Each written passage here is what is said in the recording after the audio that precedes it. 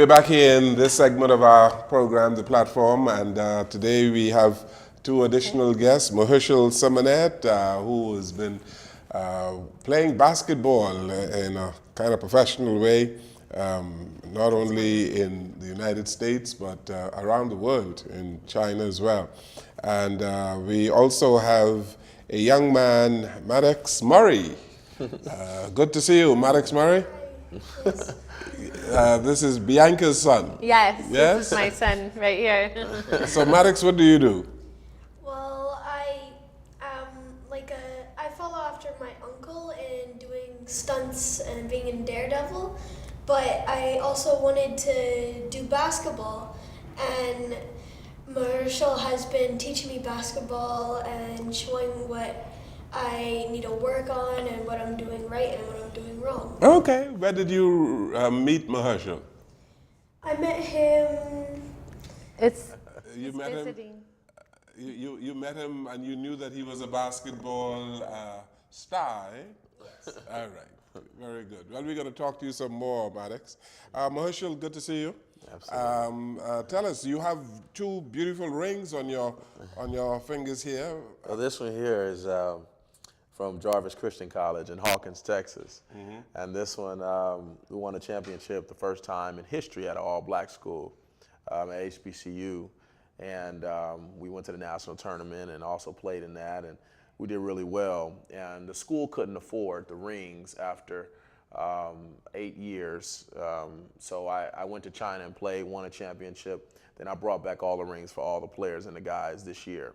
So I thought I'd bless them with that because I'm a giver. All right. So yeah. this one here, this is the, So this one the here, diamonds. this one here is the Jan12th. So Jan12th is a basketball association in China where it's really worldwide, and it's basically more of I won a championship with a 60-footer. And I hit it with 3 seconds left, and I had no clue I was going to get the ball until the last 3 seconds. So, I try to, make my name known in China, just, playing out there. And so you hit a point or two. Well, it was from on the, how it was from on the other side. We didn't have a play. So it was all the way on the other side of the court. And the guy was taking out the ball. I was with the Japan players at the time. He passed me the ball, and I said, okay, I'm going Curry style. So I got the ball, and then I went right, left, and launched it, and then I made it. And then the whole crowd rushed the floor. That was a three-point play? This was a three-point play. At the buzzer? At the buzzer. Yeah. So now they sponsor me. I see. Very good. Yeah. So how long have you been playing basketball? I've been playing basketball since I was 4 years old. That was my heart. Growing up, I didn't have parents. Growing up in Compton, Los Angeles, South Central Los Angeles, all over LA, I grew up. And not having a mother or father made me stronger in life. I found out that my last name come from Eleuthera. Eleuthera? Yeah. Okay. So I found that out when I got to the Bahamas. So I was just like, oh my gosh, it's crazy. And as I kept playing throughout my career, before I got into the basketball situation, I always had to make money, and making money was coming from this instrument. So it was a band called Tilo and the Super Hot Zydeco Band, and the Zydeco Band come from New Orleans. So New Orleans was basically, where my uncle had his own band in LA. So we would play throughout, Marina Del Rey, Beverly Hills, Wolfgang Puck. We would play at like all these restaurants, and I'll be the young guy at like 12, 11, his age, playing this instrument with older guys that was 50. So I would bring,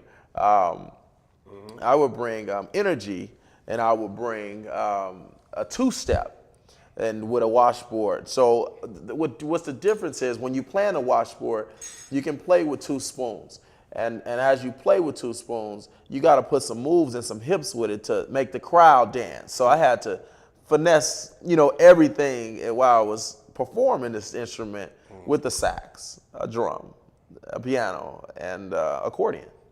So music sound like blues, So that's what I love, and I grew up on that, and they paid me like about, I say $100, sometimes $250, but I would stack that money. I would stack every dollar and save it for when I get older to make me, you know, in case things happen in the world, I can adjust and do what I want to do. Okay. You know, just something on that. I always think that it's amazing our rake and scrape instruments. It's the same thing almost, you know, with the saw and the cheese grater and everything. And I always told my children that they should really learn one of these instruments very well, because like Hirsch was saying, that in times when he really needed to have money, he could turn back to this instrument, and it was so unique. That people would go and pay money and be so excited to hear this unique instrument, you know. For So sure. really, it's nice that we have that too. So Maddox, you've been trying to learn this new instrument?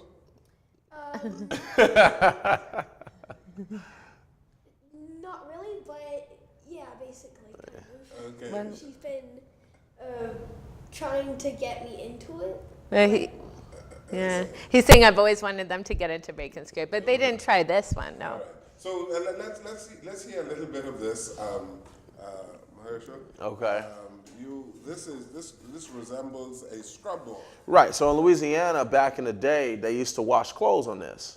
That's all they had to wash. So they take soap and they scrub it. Okay. So Mardi Gras now, they just play it. Okay. So I play a couple sounds so y'all can get the beat. Yeah. This is gonna be wild right now. We have 2 spoons and even 2 forks here. So you take your pick. You have 2 Okay, the spoons. wood is gonna sound crazy. So we'll try it. We'll go here, right? Okay, I'm gonna bend it. So my knuckles here. If I have to tape them usually, if I tape them, then I won't bleed. So if I play it regular, consistently, then I'll bleed. So we don't need tape, but we just gonna play some sounds and you can kind of hear it. Okay, you ready? I'm ready. Go All right. ahead. So we'll play a couple things.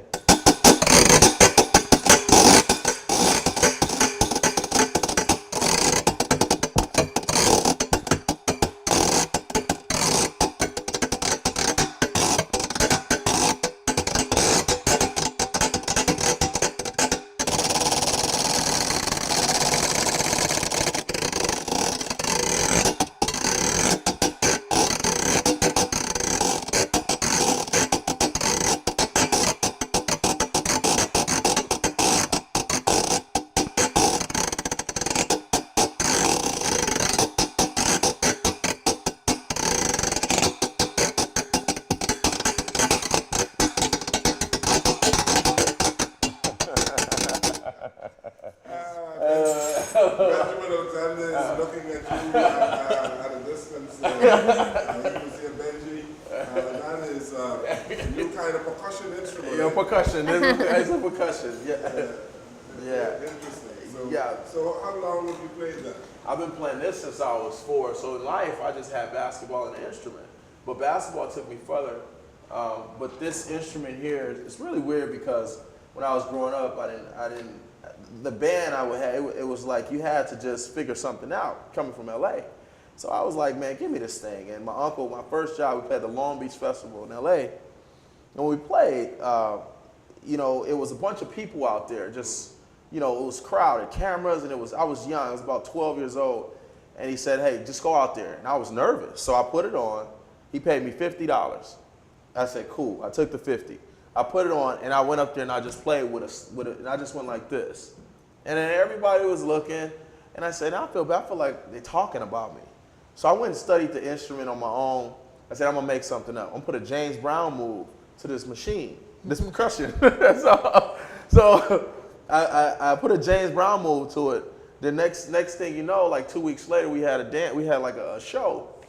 And they started throwing money up there and just started going crazy. And just, you know, the women were just, oh, Mardi Gras, napkins. And so I was like, okay, so I get it now. That's what I did. All right, let's take a break here. This is Mahershal Simonet, and his Simonet is not spelled like the way they spell it in a Lutheran. You've been to a Lutheran? I haven't been to Lutheran, but in America, they changed the spelling at the embassy.